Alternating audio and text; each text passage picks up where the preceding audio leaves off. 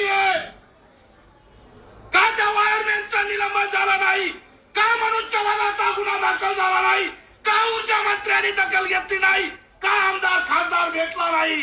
आम्ही माणसं नाहीत का? हे उद्रेक मांडा, नाहीतर तीव्र स्वरूपाचं आंदोलन होईल. आणि हे सगळं सोडून द्या. इथले नाटक रेट ठेवलं तरी तुम्हाला न्याय देता येत नाही राव. आम्ही स्वतंत्र भारतातले दलित म्हणून जन्माला आलो म्हणून गुन्हा केलाय का? आम्ही जनावर आहेत का?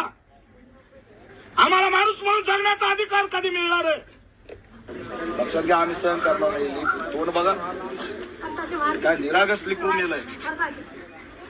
का बरं दुसरीकडे कोणत्या वस्तीमध्ये करंट येत नाही, दलित वस्तीतच कसा करंट आला? त्याच्या मागे काही प्रकार आहे का ते तपासा.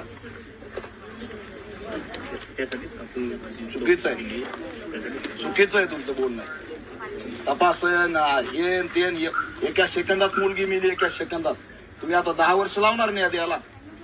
आमची मुलगी एका सेकंदात गेली, तुम्ही 10 वर्ष लावणार. अहवालन हे तेन मंत्री लागून गेला का वायरमॅन? त्याचा तपास चालू आहे. तुम्ही त्याला राऊंड करून गांडीव लाथ मारायला पाहिजे की तू जर नसतं केलं ते लेकरू मेलं नसतं म्हणा. त्याच्यावर अभियंता काय करताय?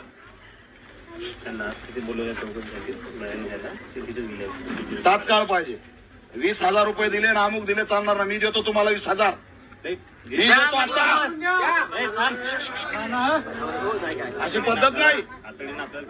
ते सगळे तातडीने मुख्यमंत्री सहायता निधी कशासाठी, आपत्कालीन कशासाठी 24 तास त्यांना कर्ज काढून तिथं त्यांचा विधी करावा लागला.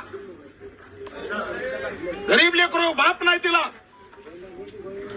फक्त आई आहे, बाप नाही तिला. शिकवून मोठं होईल, नोकरी लागेल, तुमच्यासारखे अधिकारी होईल हे स्वप्न होतं तिचं. चुराडा झाला स्वप्नाचा. फक्त 2 मेंटेनन्सचे हे लावायचे होते पोलला. गांभीर्याने घ्या. माणसं